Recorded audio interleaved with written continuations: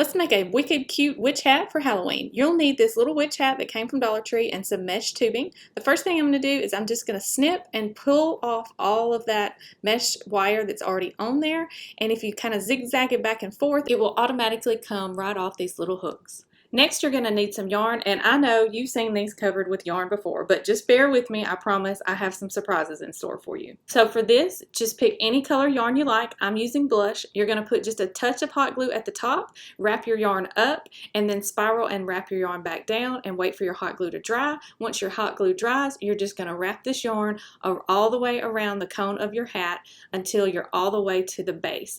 Now, I'm leaving these little hooks exposed. I think that adds to the witchy kind of look, and so I'm not worried about covering those up at all or making sure that I get all the little holes covered and where light shows through. I'm using a blush colored Chanel yarn here, and it's kind of fuzzy, and it's going to fill in a lot of these gaps and make coverage a lot easier than, say, like an acrylic yarn. When I get to my base, I'm going to trim off my thread, feed it through the mesh on the hat, and make a single knot, or you can make two if you want to, and then I'm going to put just a dot of hot glue on that yarn, pull it across so that it sticks, pull it back through, and trim it off. Now we're ready for our brim. For your brim, you're going to need a piece of cardstock or poster board, and I'm just using a pencil to trace around the outer edge and the inner circle on that witch hat frame. Now I'm using my scissors to cut out my circle, and then I'll use a pin to poke through the center and then trim out the middle so that I have a hole in the middle. Next, just test to make sure that your brim goes all the way down flush. Next, use your scissors to snip one side of your brim. Then we're just going to wrap the yarn around this circle.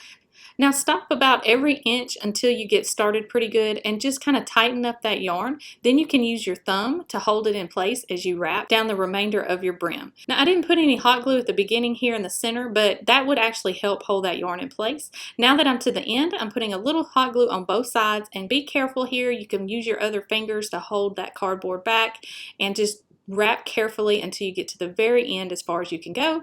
This time I am going to put a little bit of hot glue here in the center just to hold that in place and make it easier. Once that is cooled, I'm just going to run that thread around my brim and continue wrapping all the way down the other side until I get to the end.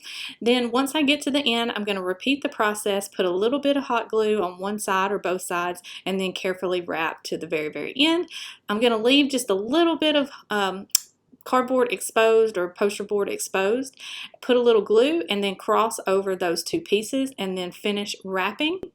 I'll complete this by taking the two pieces of yarn and tying them into a knot to secure them in place, and then I'll use my scissors to trim off the excess. Next, you'll add on your brim to your hat and just simply put 2 rings of hot glue, one as close as you can get to the outer edge and then one as close as you can get to the inner edge. Then carefully slide this down on top of your plastic form. Now you're going to want to put this on some sort of surface that your hat is not going to stick to, like a craft mat or something, because the hot glue is going to seep through that frame. And be careful, you might want to use some finger protectors here.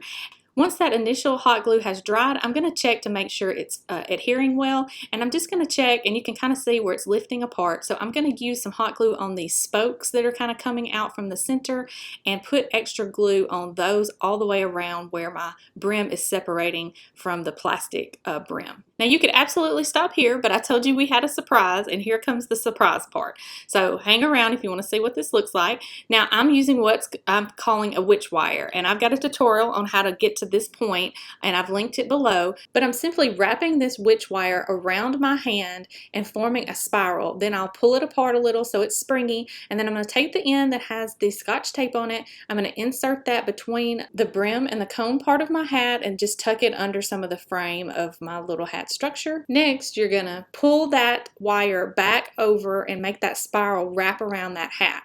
Now this is going to have a really neat little spirally effect, and you can totally stop here too, but I'm going to keep going. Next, I'm going to pull out my craft paints, and I'm going to use some black craft paint that I have on hand and just a cheap craft brush to paint up some stars that I have.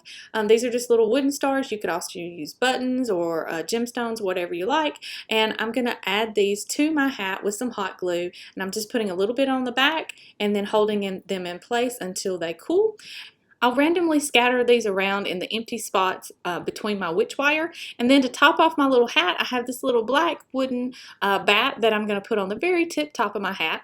And you could stop here too, but I'm going to keep going. I'm going to add some black and white baker's twine. And if you do this step, you're going to need 36 inches.